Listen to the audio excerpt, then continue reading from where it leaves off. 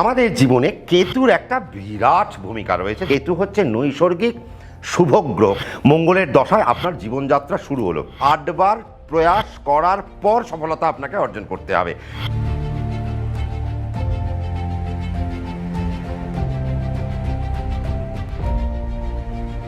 দেখুন, আজকে যদি আপনার লগ্ন অষ্টমে থাকে কি হয়, আমার লগ্নপতি অষ্টমে নেই, আপনার লগ্নপতি অষ্টমে বসে রয়েছে। তার মানে এবার আমি আর আপনি একটা কাজ করতে বেরোলাম, বা আমি আর আপনি ধরুন একটা ফোন কিনতে বেরোলাম। আমার একটা ফোন কিনতে 2 বার সময় লাগবে বা 20 মিনিট সময় লাগবে, কিন্তু আপনার সেই ফোনটা কিনতে হয়তো 2 ঘন্টা সময় লাগবে বা 2 দিন সময় লাগবে। কেন? তার কারণ আমি যে কাজটা 2 বারে সফল হব, আপনাকে সেই কাজটা 8 বার প্রয়াস করার পর সফলতা আপনাকে অর্জন করতে হবে।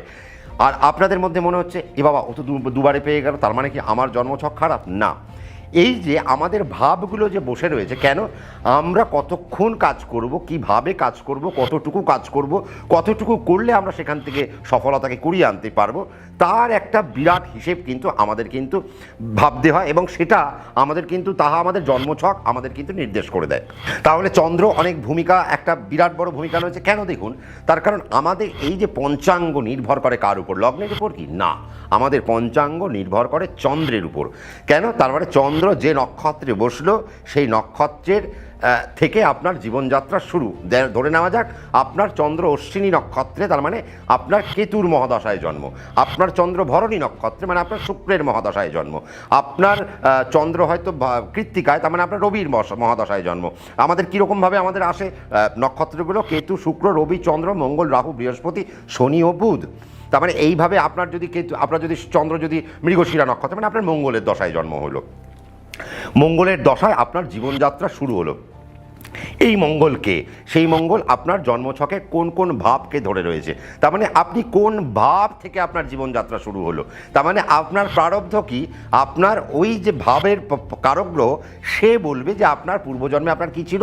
বা আমি আপনাদেরকে অগ্নি, পৃথিবী, বায়ু, জল, আকাশ বলে দিলাম, যে এটি আপনি যখন আপনার পছন্দের অ্যাস্ট্রোলজারের কাছে যাবেন, তাকে একবার জিজ্ঞেস করে নেবেন যে আমার কোন নক্ষত্রে জন্ম হলো, এবং সে অগ্নি, পৃথিবী, বায়ু, জল, আকাশের মধ্যে কোন পার্টে পড়লো, এবং তার মানে আমি কোন জায়গা থেকে আমি শুরু করব। যদি আপনার জল হয়, তার মানে আপনার মধ্যে কোনো নেগেটিভ নেই, আপনার সাধুর জীবন আপনি পেয়েছেন। এবার জীবনকে আপনি যত সাজাবেন, আপনার জীবন তত সাজবে। এবার যদি ধরে নেওয়া যাক আপনার অগ্নিতে, তার মানে আপনার কিন্তু একটা পরীক্ষামূলক জায়গায়, কারণ অগ্নি পরীক্ষা বারবার দিতে হয়েছে, মা সীতাকেও অগ্নি পরীক্ষা দিতে হয়েছে। তার মানে আগুনের নক্ষত্রে, অগ্নিতত্ত্বের নক্ষত্রে আপনার জন্ম, তার মানে সেই আগুন নিভে যেতে পারে। তার মানে আপনাকে সেই আগুনকে ধরে রাখতে হবে, যতক্ষণ ধরে রাখবে ততক্ষণ সফলতা, যে আগুন নিভে গেল আপনার ব্যর্থতা।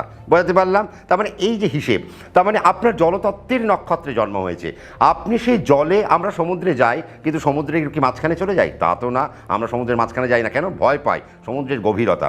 তা আমরা সমুদ্রের পাড়ে দাঁড়িয়ে স্নান টান করে খুব আনন্দ পেলাম, পেয়ে আমরা আবার আমাদের হোটেলে চলে আসলাম। তার মানে বুঝতে হবে যে আজকে যদি আপনার জলতত্ত্বের নক্ষত্রে জন্ম হয়, আপনাকে আপনার নক্ষত্রের গভীরে যেতে হবে। এই গভীরে যাওয়াটা কিন্তু জানতে হবে। যদি আপনি গভীরে যেতে পারেন, তাহলে আপনার জীবনে কিন্তু একটা সর্বাঙ্গীন সুন্দর একটা জায়গা কিন্তু তৈরি হবে। এবার আমাদের জীবনে কেতুর একটা বিরাট ভূমিকা রয়েছে, যেটা আমরা কিন্তু ভাবতে পারি না। এবং কেন জানেন? তার কারণ আমাদের এই যে কেতু কোথায় অবস্থান করছে, কেতুর কোনো চোখ নেই, কেতুর শুধু মন আছে, কেতুর আর কিচ্ছু নেই। আর আমি আপনাদেরকে একটা কথা বলবো, সেটা হচ্ছে কেতু হচ্ছে আপনাদের অনেকের কাছে কেতু হচ্ছে খুব অশুভ গ্রহ, বাট আমার কাছে বা আমার গুরুর কাছে বা আমার যে ঘরানা, সেই ঘরানার কাছে আমাদের গুরু যখন আমাদেরকে শেখাচ্ছেন, তিনি কিন্তু আমাদের বলছেন যে কেতু হচ্ছে নৈসর্গিক শুভ গ্রহ। কেন? তার কোনো চোখ নেই। দেখুন, আমার যদি চোখ না থাকে, আমার কাছে পুরো পৃথিবীটাই অন্ধকার। আমার কাছে কি সোনা আর কি রূপো আর কি কাঠ, সবটাই আমার কাছে কিন্তু এক। আমার কাছে সমুদ্রের জলও যা, আমার কাছে পাহাড়ের সৌন্দর্য, সবই একই, সবই একটা অন্ধকার। তার মানে আমার মধ্যে কোনো লিপ্সা নেই। আজকে কেতু যে ঘরে বসে থাকে, তার মানে কেতু বোঝাচ্ছে যে আপনার জীবনযাত্রার মান সেখান থেকে শুরু করতে হবে। যেমন আপনার যদি কেতু লগ্নে বসে থাকে, তার মানে আপনি আধ্যাত্মিক কোনো ব্যক্তি হবেন। আপনার শরীর এমন কোনো ক্রিয়া করবে, এমন কোনো কর্ম করবে, যেখান থেকে আপনি আধ্যাত্মবাদের চরম জায়গায় পৌঁছে যাবেন, এবং আপনার শরীর হবে নির্লোভ। আপনার শরীর রোগগ্রস্ত হতে পারে। কেন? তার কারণ তার তো শুধু মন আছে, তার তো কোনো চোখ নেই। তার মানে মন থেকে যদি আপনি মনে করেন যে না আমার খুব খারাপ, তাহলে আপনার লগ্ন খারাপ হয়ে যাবে। আপনি যদি মন থেকে ভাবেন যে না আমার ভীষণ ভালো, আমার সব পজিটিভ হবে, সব পজিটিভ, আপনার লগ্ন আস্তে আস্তে উচ্চ মার্গে পৌঁছে যাবে। আমাদের কি আছে, আমাদের দ্বিতীয় ভাব, আজকে লগ্নের দ্বিতীয় ভাবে অর্থভাব। দেখবেন কেতু যদি দ্বিতীয় ভাবে বসে থাকে, তার মানে আমরা অনেক সময় বলি কেতু দ্বিতীয় ভাবে তার মানে আমার কিন্তু অর্থ আসবে না। না, কেতু হচ্ছে সন্ন্যাসী, কেতু হচ্ছে সাধু, কেতু হচ্ছে স্পিরিচুয়াল গুরু। কেন? সে যেখানে এবার ন্যাচারালি তার মধ্যে কোনো লোভ নেই, তার মধ্যে কোনো লালসা নেই, সে শুধু সে শুধু ক্রমশ নিজের মধ্যে অবস্থান করছে। তার ওই নিজের অবস্থানটা কেন? তার কারণ সে প্রচণ্ড পরিমাণে প্র্যাকটিস করছে তার ইনার জায়গা। তার মানে কেতু হচ্ছে আমাদের ভেতরের অবস্থান, আমাদের রাহু হচ্ছে আমাদের আউটার অবস্থান। এই যে আমাদের বাইরের যে সৌন্দর্য, অমুক তমুক, আমি একটা ঘড়ি পরেছি, একটা সুন্দর একটা চশমা পরলাম, একটা ভালো জামা কাপড় পরলাম, এটা রাহু। আর আমাদের ভেতরটা হচ্ছে কেতু। তার মানে আপনার কেতু যদি দ্বিতীয় অবস্থান করে, তার মানে বুঝতে হবে তার অর্থের প্রতি কোনো লালসা থাকবে না। আমরা খুব ভালোবাসি এই সমস্ত লোককে যাদের কেতু দ্বিতীয় বসে থাকে। তার কারণ কি জানেন? এদের কিন্তু মানে অর্থের প্রতি কোনো লালসা থাকে না। আজকে যদি কেতু তৃতীয় থাকে, তার মানে বুঝবেন সে মহাযোগী, বা সে হয়তো সম্পর্ক থেকে তার বেরিয়ে যাচ্ছে, সম্পর্কের প্রতি তার কোনো লালসা নেই, তার কোনো পরকীয়া নেই, তার হয়তো বিয়ে হয়েছে। আমি এমনও দেখেছি 3 নম্বরে কেতু, সে খুব ভালো রয়েছে। কেন রয়েছে? একটা তার মিসেসকে নিয়ে বা তার জীবন সঙ্গী বা সঙ্গিনীকে নিয়ে খুব ভালো রয়েছে। কেন? তার কোনো আর বাইরের আর কোনো কিছুর প্রতি তার ইয়ে নেই। কেন? তার শুধুমাত্র নিষ্ঠা রয়েছে কোথায়? তার নিজস্ব যে তার সাথে যে জড়িয়ে রয়েছে তাকে নিয়ে। কেতু চতুর্থে বসে থাকলে দেখবেন এরা মামাবাড়ির প্রিয় হয়, এরা অত্যন্ত মায়ের প্রিয় হয়। কেতু যদি চতুর্থে বসে থাকে, তার ঘরের প্রতি কোনো লালসা থাকে না। সে বাপের সম্পত্তি পেলো কি পেলো না তাতে কিছু যায় আসে না। তার মানে কেতু এইরকম একটা নৈসর্গিক প্ল্যানেট। কিন্তু এই কেতু যদি অষ্টমে বসে থাকে, এই কেতু যদি নবমে বসে থাকে, তার মানে আপনার জীবনযাত্রা কিন্তু ভীষণ কষ্টের। কেন? কেতু অষ্টম, তার মানে আপনাকে প্রচণ্ড স্ট্রাগল করে করে আপনাকে উঠতে হবে। কারণ ডিট্যাচমেন্ট, কেতু তো ডিট্যাচমেন্টকে দেখায়। আজকে আপনার ভাগ্যস্থানে কেতু বসে রয়েছে, তার মানে আপনার ভাগ্যে কোনো লোভ লালসা কিছু রইল না। এবার ভাবুন এই বিষয়টা, আপনি একবার ঘুমোতে ঘুমোতে আমার এই কথাটা ভাববেন যে আপনার ভাগ্যের কোনো লোভ নেই, আপনার ভাগ্যের কোনো লালসা নেই।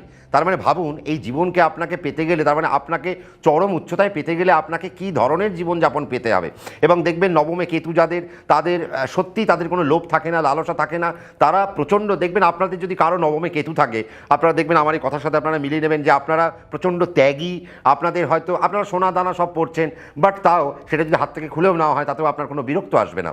আপনি সবার জন্য প্রাণাতিপাত করতে আপনি ব্যস্ত, আপনি সম্পর্কের জন্য ব্যস্ত, আপনি সবার কীভাবে ভালো হবে তার জন্য আপনি অত্যন্ত ব্যস্ত, আপনি অত্যন্ত দানী, আপনি দানশীল, আপনি দান করতে ভালোবাসেন, আপনি মানুষের মুখে অন্ন জোগাতে ভালোবাসেন। তার মানে এই যে বিষয়গুলো কেতু কিন্তু করছে। আছে কেতু যদি দশমে থাকে, তার একটা কর্মে তার কিন্তু টেকা যায় না। কেন?